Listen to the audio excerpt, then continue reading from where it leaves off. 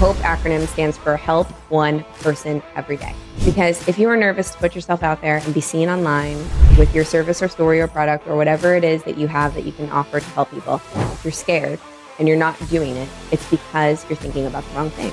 It's because you're thinking about you, about what you sound like, about what you look like, about if people will like you, if they will give you likes and comments and all the vanity metrics.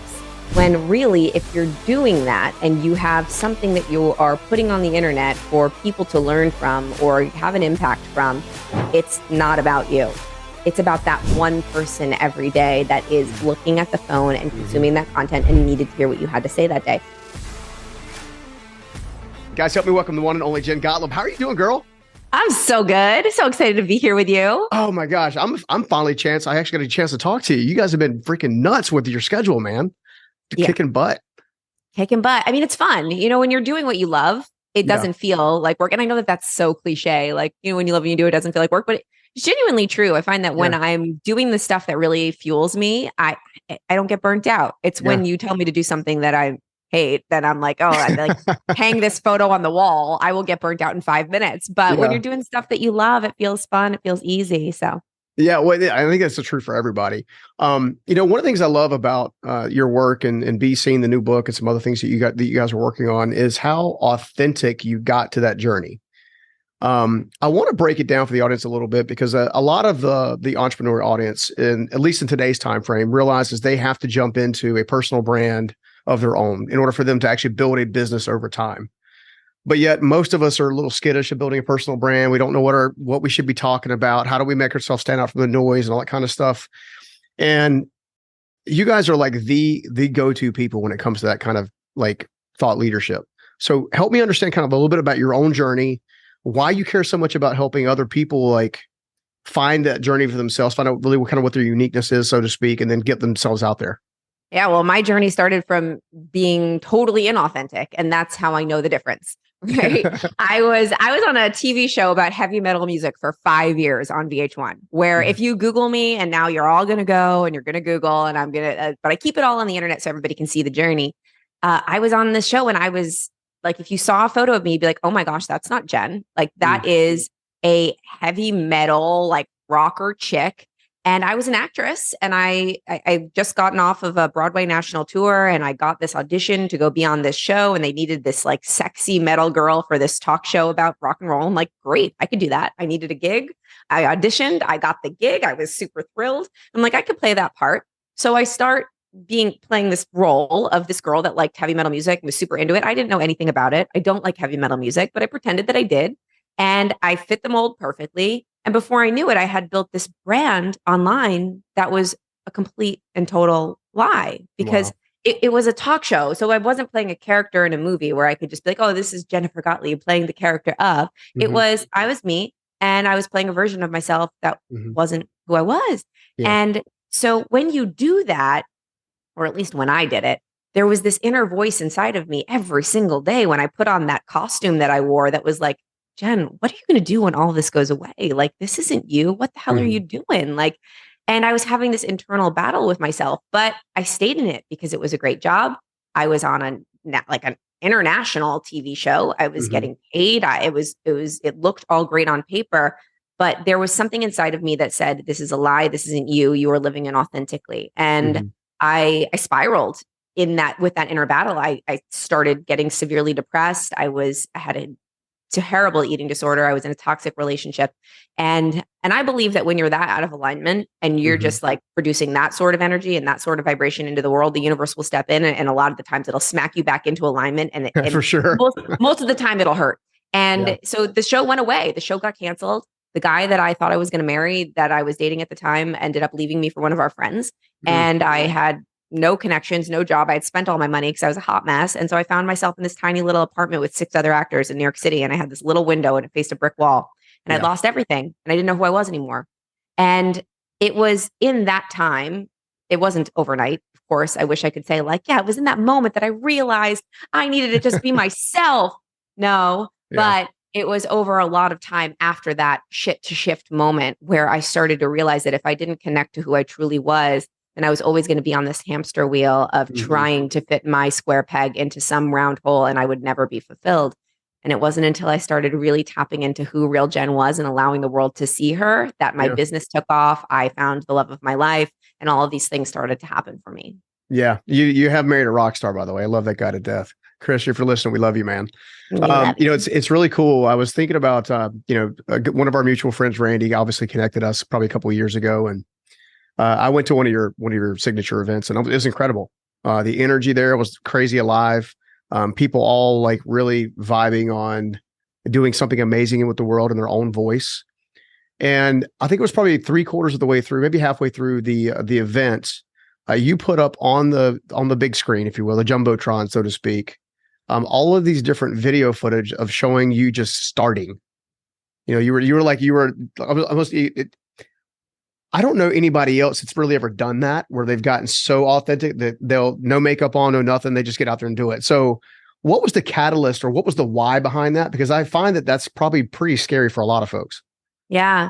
Well, the biggest thing that I find that holds people back from being seen online, or, they like, I talk to a lot of people about this, and I'm sure you do too. And it's always the same story. It's, I'm not great on camera. I'm worried about what people think of me. I have to wait till I have the perfect lighting and the perfect outfit and the perfect makeup and the perfect hair, and I'll just do it tomorrow. And there's all these excuses because people are afraid to start. And I find that a lot of people are comparing their beginner moment, their first time, to other people's chapter 20 on the internet, right? Looking at somebody that they've been admiring for years that has been doing it for years and years and years. And they're saying, wait, if my first video doesn't look like that person's video, then I shouldn't even start. And what they don't see is the process that it took to get to that. And for me, I wanted to show people the process and really like open the curtain, because when I started, I was terrible. And everyone starts messy. Everyone starts not knowing. Everyone starts from zero. Everyone started from 0 followers. Everyone started from really not being that great. And it's over time that you get better. And that video that I shows, like, we call her like baby Jen, like sucking. And then just like each video gets a little better, and I'm a little less nervous and a little more confident. And it shows, like what I talk about in the book, the confidence continuum, which is when you take action, even though you're scared, each time you take away a little bit of that power that the fear has over you, and you get a little better. But the only way to do that is to start, and you have to be okay with being a beginner. And so that's why I showed that video. I showed it last week. So powerful. And I think it speaks to a lot of folks, because I find that a lot of folks are really trying to find their voice. One of our other mutual friends, Rory Vaden, he and I were chatting one time on a podcast, and I don't know what it was about the podcast, but in this podcast, he said, well, what do you think's held you back all this time? And for the first time, I had this epiphany moment where I was like, well, I think what's held me back all this time is trying to figure out if I'm worthy of a voice. Ooh. You know what I'm saying? And as we started to dissect that, I kind of feel like that a lot of, I believe some of the most important voices on the planet have yet to be heard. Personally, there are a lot of great ones. Of course, I mean, obviously, you're now gracing the largest stages all over the place. I know your number one goal is to be the number one motivational speaker in the world, and I'm going to do my part to help you get there. But why do you think people have such a hard time finding worth in this space, even though they might feel a yearning or a calling to kind of step into it? Imposter syndrome, I guess, is what people call that. And it doesn't discriminate. I have to say that even I was on that show on VH1, and we got to interview some of the biggest rock stars in the entire world, literally, like Slash and like the guys from Metallica, and like people that you think ooze confidence, right? You think rock star, you think they don't have imposter syndrome. They get walk on that stage worthy and knowing that they've got it all going on. Every single one of them would walk into the dressing room and the makeup room and be obsessing over, was it good enough? Was it okay? Do you like these boots, or should I wear these? I don't think my makeup looks perfect here. Can we fix it? I don't like what I said there. Can you delete it? I don't think it was good enough. Was it okay? Literally. And that was my experience. I was like, whoa, everybody poops. Everybody is a human. Everybody experiences fear. Everybody experiences unworthiness. Everybody. And maybe that's a blanket statement, but everybody that I've spoken to that has, and I've gotten to speak, and even in our industry, to people that are very successful and very out there. And I say, do you ever have imposter syndrome? And they all say to me, yes, I did yesterday. I walked on that stage and I felt so scared. Like, why would anybody listen to me? And I'm like, okay, so I'm not going to spread this message that you need to overcome imposter syndrome, or that you need to feel completely and totally worthy in order to take action, because that would actually probably keep you from taking action ever. So what I talk about is like the law or the rule. I don't think it's a law yet. Maybe I'm going to make it one. The rule of 51%. Okay. I don't ever feel like I'm ever at 100% of belief in myself, ever. Yeah. I don't ever take a stage where I'm like, I believe in myself 100%. I'm worthy of being here. No. Mm-hmm. Sometimes I'm at 85%. Sometimes I'm at 60%. Sometimes I'm at 49%. Like it all varies. But for me, in order to take action to that next level, I just have to believe a little bit more than I don't. Mm-hmm. Like 51% of belief. Like I could have that doubt. I could have that fear. I could feel unworthy. I could have it. It's normal. It's the human experience. But as long as I believe a little bit more than I don't, and I can get to that first action step and do it with that fear there anyway, bring the fear along with me, bring the unworthiness along with me, and I take action and I do it. When I get to the other side of that hard thing, I've just proven to myself that I'm more worthy than I thought. Yeah, for sure. And that is what creates momentum. So I'll never say like, Stephen, you need to completely remove yourself of that unworthiness feeling. That is not normal. You should not have that. No, it's okay to have it. It's okay. We all get it. And that just means you're stretching and growing. And that means that you're a human. Yeah. And you can bring it along with you and you can make it part of your story and you can be vulnerable and open enough to tell people that you're experiencing it. And that will actually make people connect with you more. Yeah, no, I totally agree with you. In fact, I even just watching your work and what you guys have been doing, a lot of our mutual friends, all have dealt with that imposter syndrome. We were obviously at my venue a few years back, or I guess it was a year ago with Ed's book launch. And he was even telling people in the green room, he's like, yeah, we all deal with this. And everybody's gracing large stages, been all over the place, traveling all over the place, doing a lot of great work.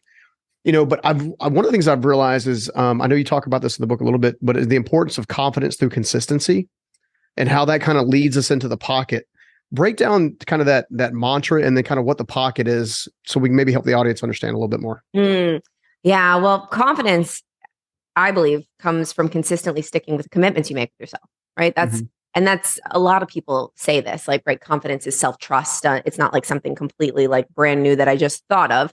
But for me, when I think about creating confidence over time, it really is like sticking to those commitments and doing it time and time and time again. So every time I tell myself I'm going to do something, and maybe that's a hard, scary thing. Like, let's talk about maybe going live on social media. I say I'm going to do it, and then I back out and I allow myself to not do it. Oh, you'll do it tomorrow. You don't feel so good today. It's okay. You don't have to do it. Yeah. Every time I do that, I'm actually telling my subconscious mind that I can't trust myself to follow through. So I'm removing my own confidence within myself to follow through next time. But every single time I tell myself, you're going to do that live tomorrow. It's committed. It's in the calendar. You're going to do it. And even though maybe fear comes in and fear is like, nah, you don't have to do it today. You know what? You really have to do something else. Like it negotiates. And I fight back that negotiation. And I say, no, screw you. I'm going to do it. And I do it. And I get to the other side and I get to my bed that night. And I can say, like, I did the things I said I was going to do today. Yeah. That puts more coins in my confidence bank. That makes me more confident. But you can't just do that one time and expect to become more confident. It takes consistency.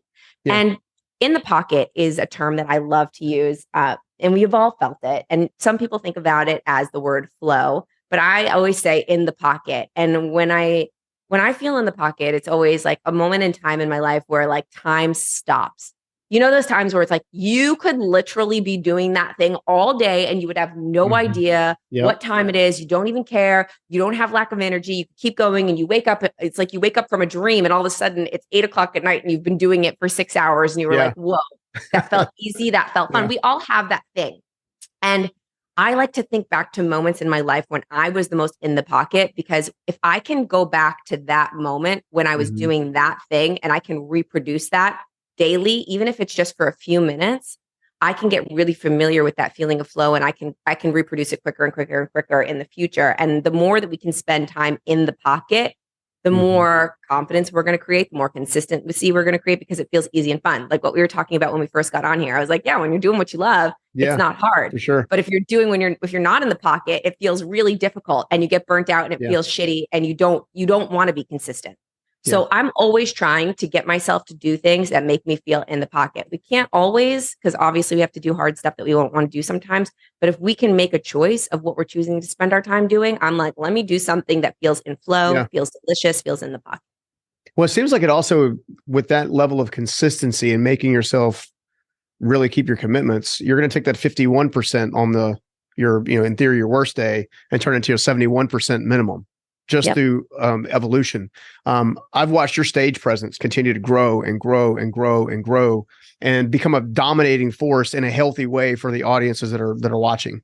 I've watched as you and your husband and have done different events. I've watched you on stage, obviously, literally say, "Hey, look, we're going to let our people join our mastermind," and there'd be a line out the door for people trying to join the mastermind. And I think that's because you get results, just in general, from everybody that I've talked to about what you guys have always done and where you guys have always leveraged yourself the best, put all your time, put all your energy. It's always been about helping that unseen person become seen, because there's an interesting dichotomy of how you help people understand their own voice, which is why I love this work so much and so excited for it to come out here shortly. This book, I think, is going to change a lot of lives in the grand scheme of things, because I don't think people know the process of becoming, right? I think they get stuck in maybe the stagnation of that first step of becoming, if that makes any sense. Yeah. So maybe, I know one of the things you also mentioned in the book is this making FMO your friend. So let's talk a little about that, because I feel like that's not another little stumbling block with people. Yeah, FOMO. Yeah, I think FOMO. you're talking about. So FOMO, really making friends with FOMO. And this is, so you said we get results in our mastermind. Yes, we get results in our mastermind for sure, because of the community that we create. And the third part of my book is called Be Connected. It's all about creating community. That's what it's about. And our company is called Super Connector Media, because connection is key. And we're sitting here talking like we're friends. Like the reason, like we've been able to help each other in our lives and in our careers because we're friends and we've made that connection. Over my career, I have found that the number one thing that has helped me grow has not been a strategy that I learned. It's not been something that I studied and implemented or something like that. It's always been a person that either taught me something or gave me an opportunity or helped me find something within me that really helped me produce something on stage that was really special and spectacular. It's always people. So when I talk about FOMO in the book, it's one of the symptoms of fear, and it's not FOMO like fear of missing out, but it's more like fear of missed opportunity. So maybe when you find yourself scrolling the internet and you see someone that's doing the thing that you want to do, and you start to feel that like jealousy, that envy, like, oh, that should be me. Why is that not me? And then maybe you can even start to feel bad and be like, I'm not even going to try because they're already doing it.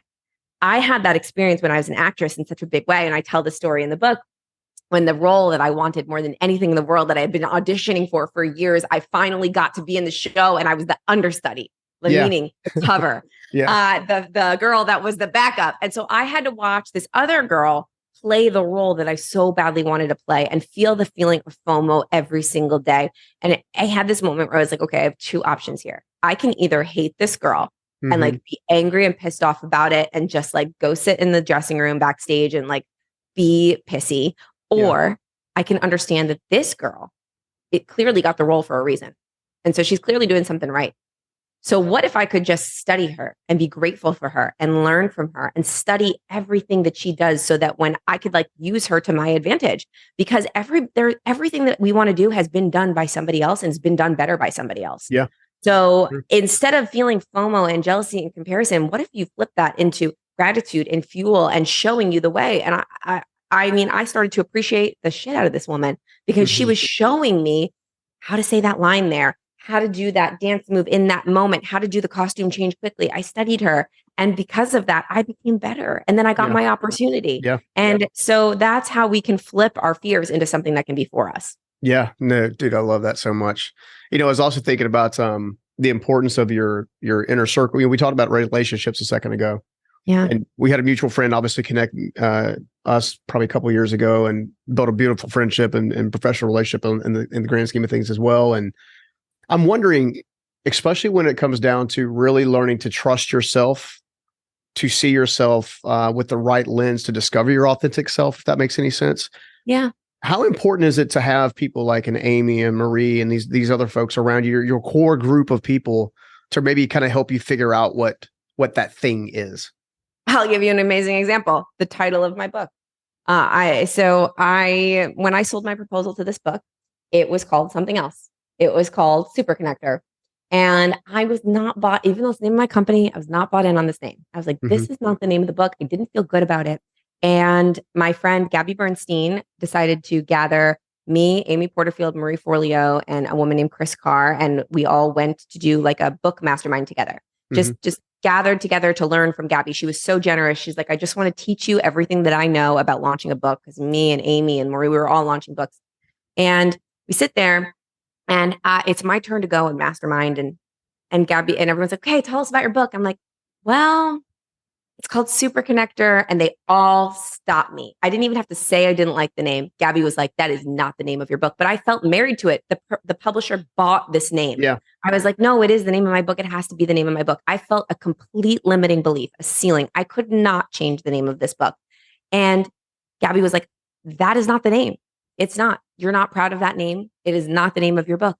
And they all gave me this permission. It is okay for it to change because they've all written books before. They know that you can change the name of your book, and they gave me this permission. And then all of a sudden, Gabby said to me, and Gabby's actually the person that wrote the foreword to the book. She goes, Jen, what do you help people do? Just tell me what you help people do. This had to come from somebody else's mouth. Yeah. I'm like, I help people be seen. And she goes, that is the name of your book.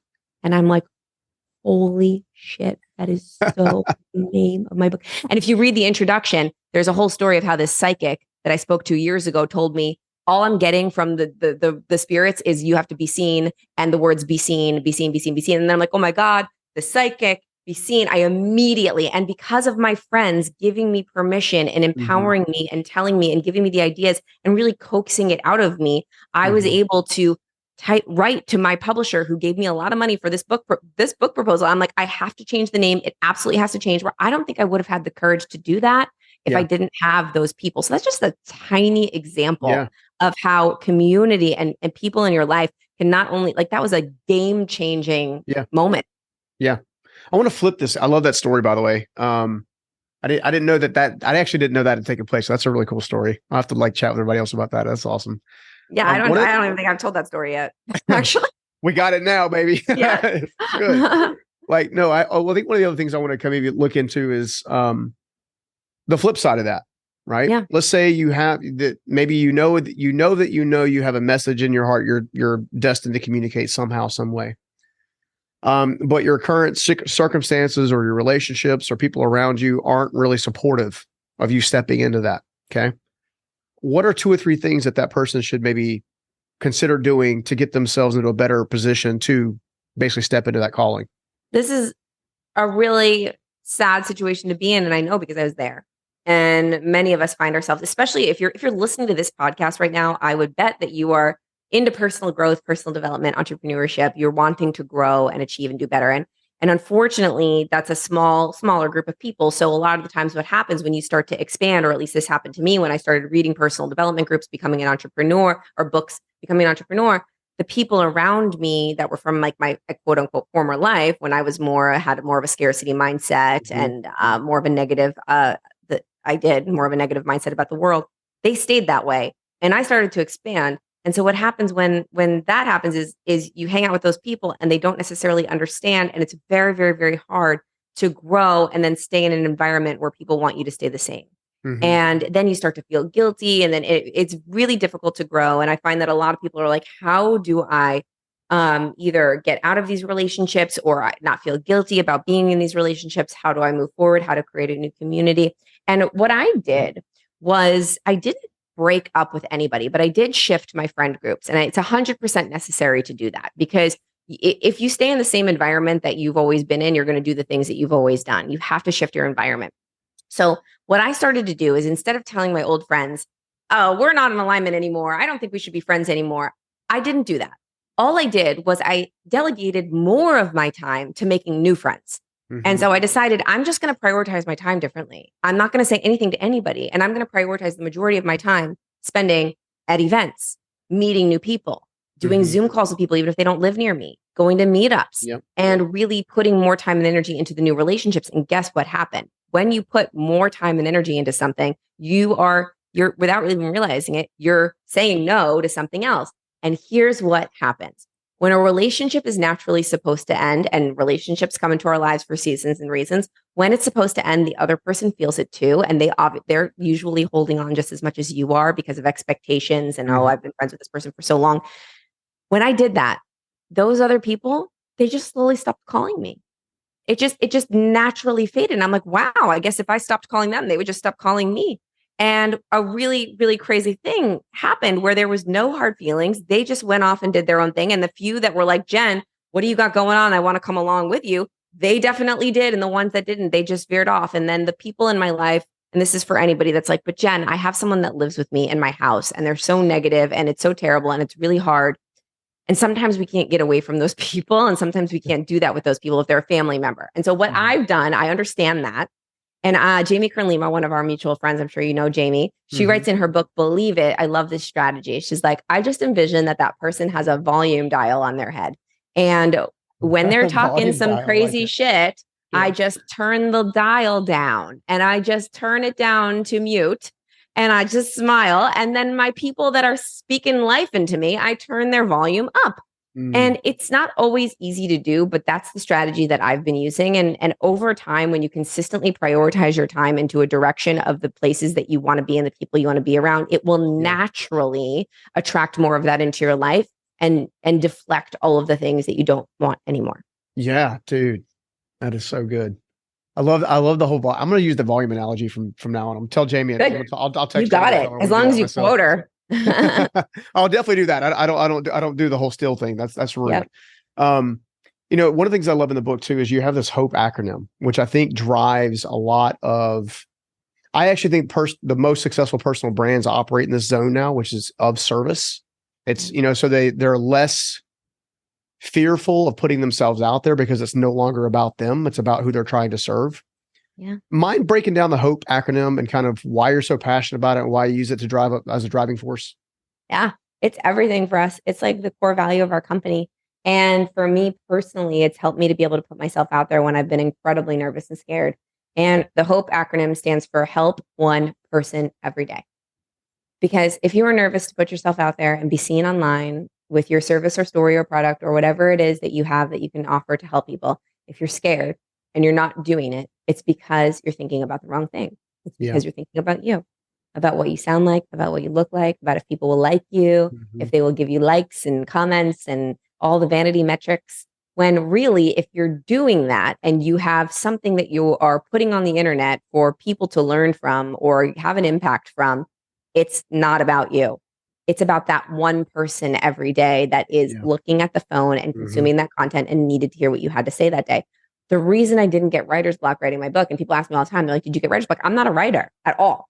And I did not get writer's block. It was easy for me to write this book. And the reason that it was easy was because I used HOPE. Every time I went to sit down and write, I envisioned the girl that I was writing the book for across from me. I saw her. I saw her reading it. I knew her name. Like her name is Kayla. She's a Pilates instructor from Wisconsin. She's, in the studio every single day, but really has this dream of building this viral online brand where she could teach Pilates to everybody, but she's so scared to put herself out there and she doesn't know the strategies and she doesn't have the community. And I just talked to her. And when you read the book, you'll hear it's my voice and I'm talking to you. But when you are focused on helping one person every day and talking to that one human being, you don't get nervous anymore. Because if you were sitting like me and you, we're friends, sitting here having a conversation, I'm not getting nervous talking to you. I'm not worried about what I look like, what I sound like, because I'm just answering your questions. Yeah. So if you we're having our envision normal conversation, 100%, and that's what our content should be. Yeah. And it removes the ego when you just start helping and providing value and figuring out how you can pour into that one person that's watching or listening or reading whatever you have to say that day. Yeah, man, it's so good. I was just thinking too. It's like in regards to helping one person every day. I'm gonna give you a scenario, and maybe just give me your honest feedback. Amazing spirit of light. Build a social media presence, and it's rapidly growing, but they're not maybe as sure about their direction. Maybe they're a little scared. Well, if I change my direction, what'll happen to the engagement and the community that I've already built? But yet I know I need to change my direction to feel more authentic. What should they do? We have to be okay with not getting the likes and the engagement for a minute. Like it should not. And I know that this is very, very difficult and it's more easier said than done because Instagram and Facebook are genius. They're genius and they make us addicted to the dopamine hit that we get from the likes and the engagement. And they make us feel like our worthiness is dictated on the likes and the engagement and the followers. And yes, when you have a business, those are all great credibility markers. However, if you are focused on the impact and you're in it for the long game and you have patience, which is unbelievably important in this game, consistency and patience, and you really want to come out as a more authentic version of yourself, you can. It's possible. I know because I did it. And my best advice would be to bring people along the journey and be okay with losing the people that like the version of you that you were not being authentic. So I used to have a full Instagram and Twitter and Facebook full of heavy metal fans. They full of them. They all were diehard heavy metal fans and they just liked my sexy pictures. And the only pictures that did well were the super sexy pictures of me lying, saying not that I'm not sexy, but like me in like a Metallica t-shirt. I don't even know one word to a Metallica song. Like I have no idea. I just was posting that and then I'd have to because they liked it. So I had to be okay with losing all of those followers. And it was definitely a transition. But if you're in it for the long game and you bring people along for the story, and the story for me is, listen, that's not me. This is me. Let's come along the ride. Listen, this is the story. I was portraying a version of me that couldn't have been further from the truth. And now I'm going to show you real Jen. And like, it's an actual trajectory that you can watch on my pages. You can watch it on the internet and people are just, they're bought in. And some of my old heavy metal fans are obsessed with it. They love that. They're like, that's so cool. And some of them are like, peace, she's not a metal girl, whatever, bye. And I'm like, you know what? Everybody that's not in alignment with who I really am, I'm actually thrilled that you go follow somebody else. That will create space for the people that like who I really am, because it's too exhausting to keep up a front.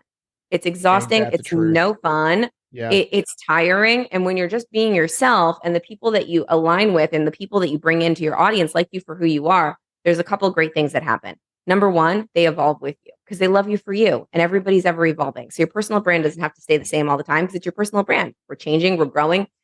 Everybody's shifting into a new version of themselves every day. Like who knows where we're going to be in 5 years? We could be selling something else. But if you bring people on that fall in love with you for who you are, they're going to follow you forever. You're just going to be like, I've been on the journey with Jen. I love it. I followed her since she was in fitness and now she's in this. And then like, it's been so fun and we're together.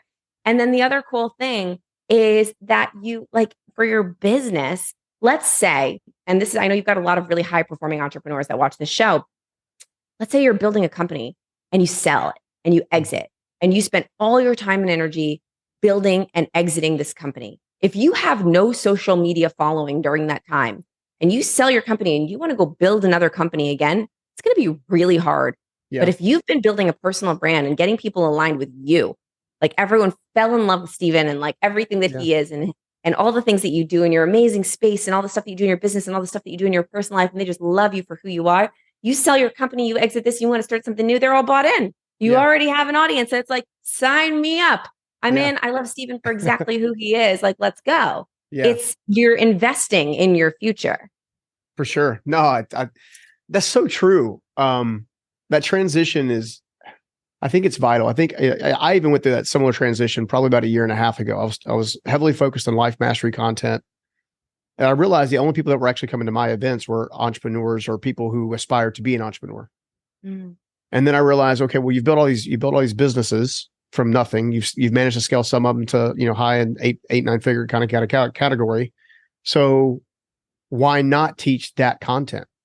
Why not, be all of me? So I'll give you an example. So I did an event with Amberly Lago, probably beginning of the year at one of her events. And she invited me to speak at the event, which I was graciously accepted. I came out for the first time with a tool belt on my shoulder, because my audience had never seen me ever talk about my construction background, ever. And yet this time I actually came out with a tool belt on my shoulder, and I was able to use the tools and the stories within the construction industry to talk about, how you can build anything and scale anything using those practical little props and stuff like that. I love that. And because of that, I was more authentic. Right.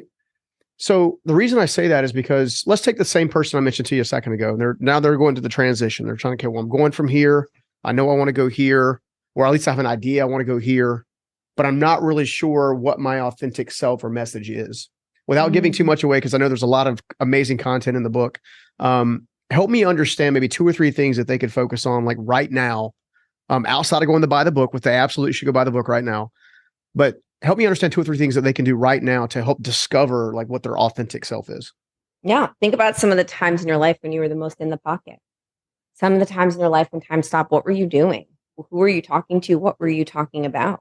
And even if you could go even back to your childhood, what did you want to be when you grew up, when you were a little kid? What did you absolutely love that maybe one day people told you that's not cool to like that anymore? Stop liking that. And you're like, okay, I'll stop liking that. What's a hobby that you do that maybe nobody knows that you're obsessed with, and you could talk about it all day long, but you don't think that there's anything lucrative and exciting about it, so you don't talk about it. The cool thing about the internet now and the world that we live in right now in 2023, you could become famous on the internet and build a multi-million-dollar business for your hobby. I've seen it. People that are obsessed with knitting, hula hooping, baking, sports cards, sports teams. There's people that have just like, I'm really obsessed with football, so I'm going to create a podcast all about football. Boom, like huge sponsorships, huge. For sure. Like, so think about what it is that you really love to do and what superpowers you have that maybe other people are like, you're really good at that thing and nobody else is really good at that. Has anybody told you that? Take some time to really tap back into times in your life when you felt like, wow, I could do this all day and this feels easy for me and hard for other people. And just start talking about it. The cool thing about social media too is we can experiment. We don't have to have it all perfectly perfect. Yeah. And I think that's a lie that people tell themselves. Oh, I have to have my brand totally figured out before I start it. Actually, I've found out a lot of my messaging and a lot of the things that I talk about online based on taking a risk and talking about something and seeing what happens with that reel. Yeah. And some reels that I never thought anyone would care about at all went viral. And I was like, wow, this is a topic that I need to talk about more. Yeah. Yeah. No, it makes total sense. It's interesting that, that Be Seen is coming out now. And the reason I say that is because I find that there's a lot of folks who, again, want to be seen, who are unsure about how to get there. And the one thing I love about the book is it's a playbook. Like, it's a strategy, right? It's if you don't know what to do or where to begin or what to say or who to talk to or whatever, Jen has put it in the pages. Like, there is a proven roadmap here to help you understand and clarify all of that stuff, as well as make sure you are not part of the noise, but you're part of the brighter light in the marketplace, right? So, for sure. One of the final things I want to talk about a little bit, because I thought this was also unique in your perspective that I've seen you talk about, and that is this ability to not have a to-do list, but a to-done list. So, walk me through where that came from and kind of why it's important, because I found it pretty stinking inspirational myself. Yeah. So the badass list, that I'm guessing that's what you're talking about. Yeah. The badass list is my answer to imposter syndrome. It's not my answer because, like I said, you're never going to make it completely go away. But I think we spend a lot of time just comparing ourselves to other people and thinking that everybody else is doing great things. And we forget all the great things that we've done. I do it. I'm personally so guilty of that. I'm like, oh my God, like, I am not good enough to launch this book. I'm going to be completely honest with you. Like, I'm not sleeping right now because I'm so anxious about this. And I always sleep. And I am up all night thinking, am I worthy? Am I good enough? Are people going to buy it? Are people going to like it? I need to be totally open about I can this. answer. They're going to buy the book. Yeah. Thank you. But a lot of authors won't talk about that, like the mindset that goes behind it. And so I use my badass list, and the entire chapter 3 is about this. And it's not just about writing a list of all of the amazing badass things you've done in your life. It's about how you use the list. So what I want everyone that's listening to do is to take a moment, write a list of all the badass things you've done, whether it's giving birth to a baby or running a marathon or making your first sale, or maybe for the very first time listening to a personal development podcast and you never have before. And you're just like, wow, I feel like I'm giving myself a gift right now. It could be any moment. And read those moments out loud, but read them as if you're reading about somebody that you're kind of FOMOing over on the internet, like somebody else that's not you. Read that list like it's a resume of someone that you just are learning about. And I want you to ask yourself, is this person worthy of doing the thing that I'm afraid to do right now? I would guarantee you that you'll be impressed with that person.